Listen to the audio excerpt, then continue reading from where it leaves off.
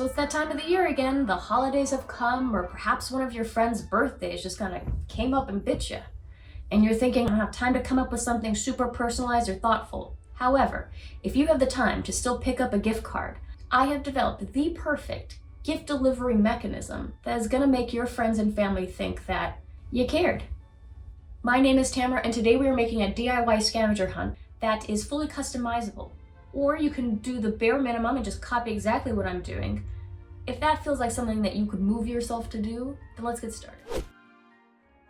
So I'm gonna break down the idea of a scavenger hunt for those neophytes who've never done one of these. Essentially, when you're prepared to give the gift, you head over to their house, or maybe they're coming to yours. You will have placed different clues throughout the house. When you are ready to deliver the gift, you hand over the very first clue.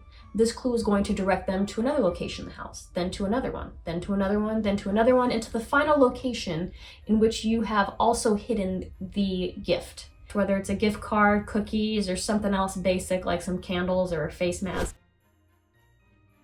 So I've chosen 5 different clues because I think that's the general attention span of an adult in this day and age. But you can do more if you'd like. These ones will be a basis for which you can customize further. So I want you to always be thinking about, how can I make this more personal? What kind of inside jokes can I put in here so that they think that I've listened to them? We need to come up with a series of clues that are generic enough to work in any household. To that effect, let me show you what I think is in every home. So what should typically be in any home that we can anticipate? A toilet, we're hoping, a lamp for some light, maybe some masks from that horrible time in our lives, and a mailbox, a refrigerator, a bathtub. These are all great locations. The first place I chose was the toilet because there's just so much rich imagery or history with this thing that I think it's really easy to come up with clues and inside jokes about it. But I chose 2 basic ones. So for the first one I wrote, when you sit here, you are the king or queen of your domain. Or you could do something like eau de blank, like eau de toilette. It's like a perfume or something, I think. For the next one, I chose a lamp. I think everyone's got one of these. We all need lights. It could be a ceiling medallion. It could be whatever you have. So for that, I said, if you rub this, Robin Williams will appear. Wouldn't that be nice?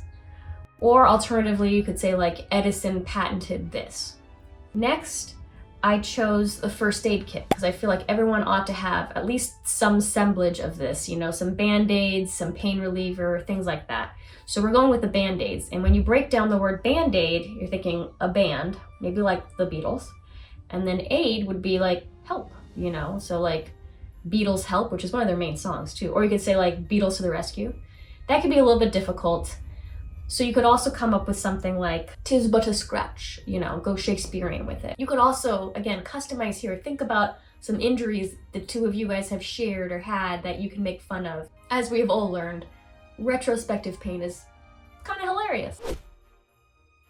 Another clue would be wherever people are placing their masks or something related to that horrible time in our lives. So there's a lot of rich environment there for customization, but you could do something generic like saying Zorro, or maybe quoting, you know, The Princess Bride, something like, they're terribly comfortable. I think everyone will be wearing them in the future. So for the final location, I chose a mailbox because it'll be the easiest one for you to hide a gift in. It's big enough and it's not directly in their apartment so that you don't have to be all sly around that. So for the mailbox, you can say something like, junk and creditors live here. Or if you want to be all fancy, you can say, franked material lives here. So if you want to switch out one of the clues I've given below, I'm including ones that have to do with food. Food is very particular, that's why I didn't include it as like a main one. But if you know these people eat eggs, then you could do something like, this came first, and that would be a good clue. Or if you know that they cook a lot of rice, then you could have a clue that says something like paella, tadig, and congee. So the first clue is the one that you're going to hand them when you're ready to give them their gift. And this is going to explain the whole idea that, oh wow, you didn't know it, but you're about to be on a scavenger hunt. So I would write something here that sort of conveys that. You can pick a cool theme. It could be like Around the World in 80 Days. It could be Pokemon. It can be, you know, rugged, you know, pioneer days, whatever your heart desires. Now we take the very first clue and put it in an envelope. That is what's going to be handed to the gift recipient. So for the first clue, putting it in a nice envelope just makes it look classier. But for the other ones, we want small envelopes that are not going to be easily seen. If you don't have access to these, again, time is a crunchy thing. You can just, fold up a piece of paper that holds the clue, and that will be fine. So now it's time to write all the rest of the clues down and then place them into individual envelopes. For this project, I'm using my Karopi little post-it thingies, but you can use something a little bit more sophisticated.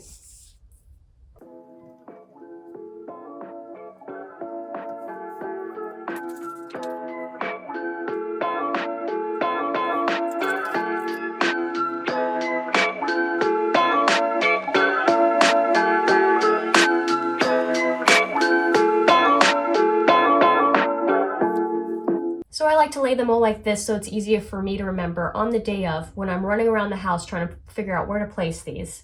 This is the first one, so I'm going to remind myself to give this to my friend. This one tells them to go to the toilet to find their next clue. So this one needs to be located at the toilet. This one tells them to go to where the masks are located. So that means this one needs to be located where the masks are.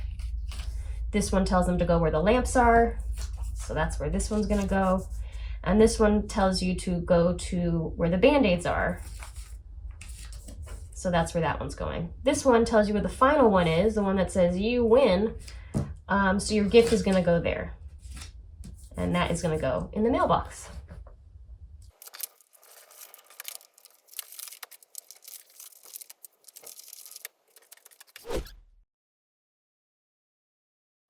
And now for the fun part, where you get to pretend to be a spy and place all the evidence.